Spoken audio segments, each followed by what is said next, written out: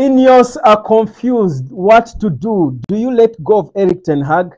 Do you let go of Sofyan Amrabat? Do you let go of Casemiro? What exactly is next? Welcome to the United Road Sport. Welcome back from that amazing night. I hope you did have an after party yourself. Where I stay, just around here, people had a feast overnight. They were celebrating and jubilating and feasting and eating like Manchester United had won a treble or something. Anyhow, that's who we are. I mean, it's been a painful season. It shocks me that, by the way, Manchester United are contemplating sacking Erik ten Hag, who has won titles in his first 2 seasons, yet Arsenal have won nothing.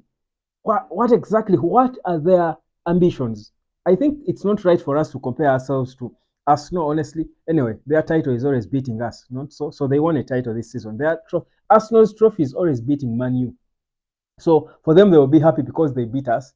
Was it home and away? So, okay, they took their trophy this season. Anyhow, let's get into the proper talk because Ineos have got a decision to make. They have got a lot of thinking to do, a lot of contemplating to make because Sofyan Amrabat has stepped up his game towards the end of his stay. And I mean, for a person to play good in, I think, 3 out of 4 games, I wouldn't say he played exactly so well against Brighton, but Newcastle, Arsenal, and Manchester City, I think for the Man City game, I think to many was the man of the match. Honestly, he put in a shift that I think for a player who is priced at about 24 million euros, we need a holding midfielder. He has been there. If Erik ten Hag is going to stay, bring in a holding midfielder, but keep Amrabat, let go of Casemiro. If Casemiro is beginning to get injuries like this, and Casemiro's departure is solely because of his wages, vis-a-vis the injuries he has, unless he's taking a pay cut, he can still keep around and give us a few, probably play 1 in 4, 1 or 1 in 3 games, not earning so much, but helping the youngsters, the Kobe Mainos, on whom we are going to be basing the foundation of our rebuild. But if that's not the case, I think we can lose Casemiro, honestly, because who knew that we'll even pull out at the 11th hour for that very important game. Now, imagine if we didn't have Amrabat there, that would be another problem. Yet this is a player earning a lot of money. So honestly, we do need now. Ineos have got to work, their way. They have got to decide, and it's really becoming extremely difficult for them now. Certain players have stepped up their game at the end of the season. Now they are thinking, what then should we do? So that's why, but for Sofyan Amrabat, honestly, I think the fact that he's been around, if Erik ten Hag is going to stay, Sofyan Amrabat has been part of the Erik ten Hag, whatever he's building, has been a part of it, and he has shown that in important games, in big games, he can step up and play an integral part. Honestly, you don't just let go of such a player and bring those you don't know and just rely on those. You can bring a young Joao Neves, for example. You can bring your young Joao Neves or whichever other world class, because the reality is Sofyan Amrabat is not world class. He's a decent footballer, but he's a squad player. He's not world class. But you can need him for certain games as part of the rotation. You need him for games like that against Man City, where you need a player who is going to box out guys, knock them off and frustrate them and and annoy them. You need that kind of player. Exactly the role he did just reminded me of Jason Park. Perhaps he does it a bit differently, because Park was, I think, you send him to monitor one person and he will frustrate the football out of them. For Amrabat, whoever came in his zone, Bernardo Silva, knock. Kevin De Bruyne, bang. Phil Foden, hit. Amrabat was up to something in that game. He showed a dimension of him that probably have not been used to so much. So that's a decision that Ineos have got to make, and that has to happen now, because with the performances he put on in the past games, in the last 4 games of the season, Amrabat will be wanted by so many clubs the moment the summer transfer window clocks. Now, the beauty is we have the clause. There is a buyout option, which we didn't want to sign, by the way, but I think we eventually signed it. We eventually signed that buyout clause of 24 million euros. So if you paid 8 million pounds for him, really you can add an extra 15 or thereabout and get him, keep him part of as a part of the squad, part of the rotation, but then bring in a younger world-class or almost world-class player who will come in and perhaps be the starter, but keep Amrabat as part of the rotation. So as you slowly introduce this boy, because Amrabat is what, I think in he's the evening of his 20s. I think he's 27 going 28 or thereabout. So I think for me, we might keep him, especially since Casemiro is not fit, and chances are Casemiro will leave. So Ineos are set to make that decision. And before probably even giving us their official pronouncement on Erik ten Hag, which they don't want to give us because they are buying time, they're still confused. I think they're still studying, reading the room. Yeah, they're still reading the room to see really what do you do? What does their emotional intelligence tell them to do? Do you sack a guy who has just won you your second title in 2 seasons and you just lose him just like that, beating Man City in such a convincing manner? Because Man United were a better team than Man City. Man City were always going to pass the ball and what, but to what end? There was no impact. There was no so meaning. And Erik ten Hag, honestly, to give it up to him, he has never really been amazed neither by Man City. Like I've been all season, I've been saying Man City is not so way off the pace. This for me was the worst Man City side I've seen in so many years. Even the Man Cities before Pep were better than this particular one. So I think whereas they're amazing players, individuals, don't get it twisted. This particular one, not the one that won the treble, the one of this season, I felt it didn't even deserve to win the Premier League, honestly. But because everyone else was off, and of course we left the competition to a small Arsenal who don't know how to handle a title winning situation, they certainly had to fail. If United were in the Arsenal position, of course we have to put ourselves in that positions anyway. But I mean, we would have this Man City has no right winning the Premier League compared to by their own standards.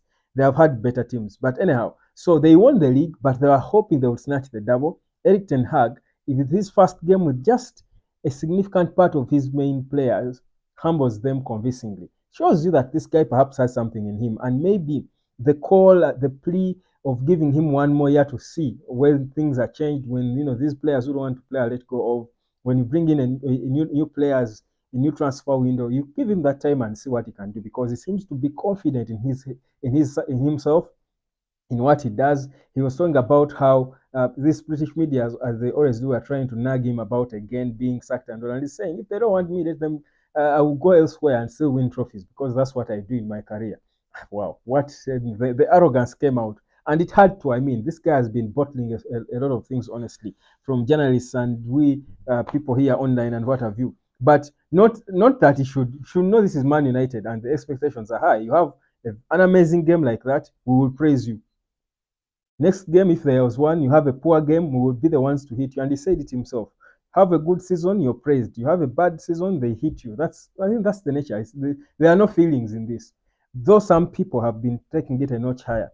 Some people have looked like they had feelings against Erik ten Hag. I think we've had people like that.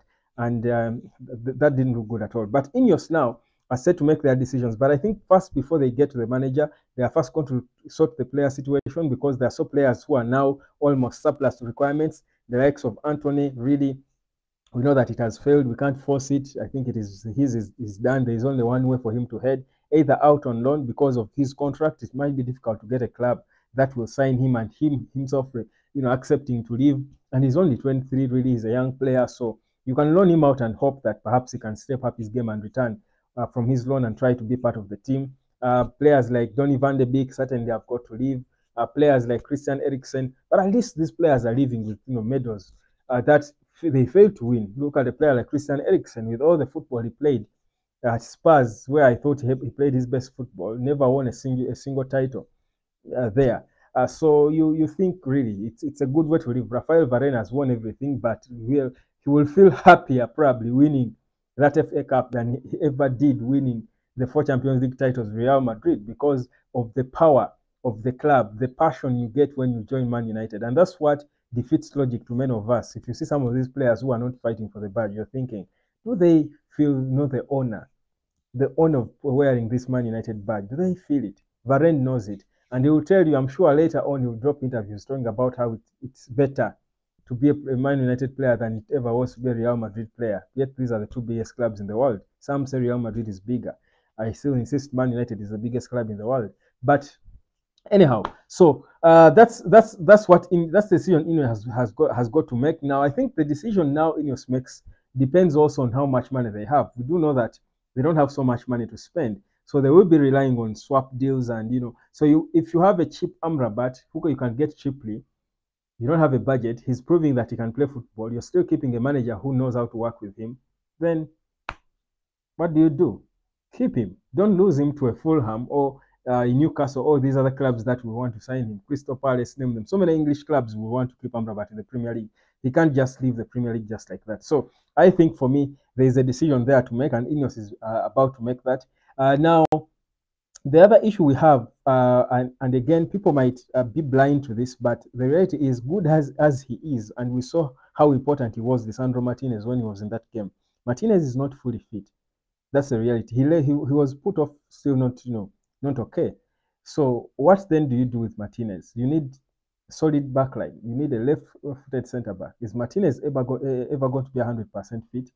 Will that happen? That's another decision that needs to be made, because we can't go into another season where Martinez will play just about 12 or 11 games the entire season. We know the cost of that. So you'd rather then painfully move on from him and get another important player in the centre back, because those are core parts of a team. You don't tinker with the central defense. You keep changing because one is injured. You keep changing the back line. It doesn't work like that, and that's exactly part of why Erik ten Hag was saying, guys, if you know anything about football, you know how important the back line is, especially with how he loves to play from the back. Everything starts from the back. The goalkeeper, that's why he let go of David De Gea. The central defenders, everything is built from the back. You saw Varane and Licha were in the box next to Andro Nana when he was starting the ball.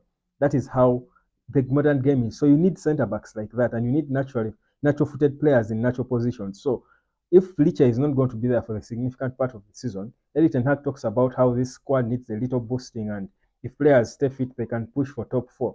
But with Licha injured like this, we might be into the same situation like we've been for the most part of this season. Him coming, playing 1 or 2 games, injured again. Play 1 or 2 games, injured again. It's not sustainable. So there are decisions that have got to be made with this squad. But Ineos are a bit confused. That's the reality. They're a bit confused now, especially with the manager. Whichever plans they had for the manager might have changed owing to that performance. But if you read the body language, at Wembley when they were awarding trophies, you don't think Ineos and Sir Jim are big fans of Erik ten Hag. If they were anyway, they would have long time come out and backed him. They try to do in his statements, but they don't seem to be sure. You even saw the body language. They were you see, for guys who are backing a manager, you would expect Ineos or Sir Jim to hug Erik ten Hag in a way, or shake hands in a different way. You would see the chemistry. The body language will tell you that this guy admires or adores this guy, and he's happy for the achievement that they have made. But the facial expressions when they were awarding the medals and the trophy to this United team showed me that no, these guys were still not sure about Erik ten Hag, even ten Hag's body language himself. So again, we are still waiting. That's why they are silent up to now. Perhaps they called an emergency meeting and they are saying, guys, you saw what happened at Wembley, how the fans and the players were all behind Erik. Do we stick with the guy or do we let go of him? So all that is about to happen. But everything is going to largely depend on what budget they have, because they might be forced into decisions they probably wouldn't have wanted to make, but because of the financial constraints, they have to, which might inadvertently turn out to be a blessing in this case. So, because if you let go of Erik ten Hag, you've got to pay him a compensation. Then you've got to bring in a lot of new players. Then you've got to change things. If so, there's a lot. So, but if you trust the guy and you believe in his project, you just add on what he has been doing, maybe edit it a bit and change a few things. He can work within the budget. He has already started, working with the youngsters. It might be easier that way than letting go of him and going back to square one, restarting with your Kieran McKenna or Pochettino or Tuchel or whoever they would want to bring in. So it's a tricky situation, but history is clear. Sir Alex Ferguson was almost sacked. Then he wins the FA Cup title.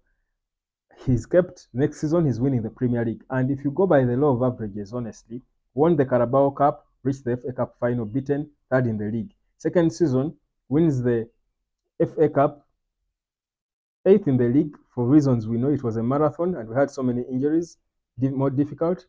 So we could, and again, like it was in 2004 with Cristiano Ronaldo, as a revelation of the FA Cup. You do recall when he scored, I think, a brace against Millwall. We won 3-0 in that FA Cup final. That was the birth of Cristiano Ronaldo when he burst onto the scene. Same thing here with our teenagers, Kobe and Garnacho, following in Ronaldo's footsteps. So if we are going to go by history and the law of averages and how we are progressing, the next title to win, obvious title for United, is the Premier League. And trust me, next season, Man City, Liverpool, of course, Liverpool will have to take a back seat a bit. Arsenal, they are good. Yes, they are close to Man City. We want to see how consistent they can be at that level. They will need to get a striker, whom I'm sure they will get. But well, Arsenal, they always shake somewhere. They are not firm. They will take time. Boys will always be boys, don't want they?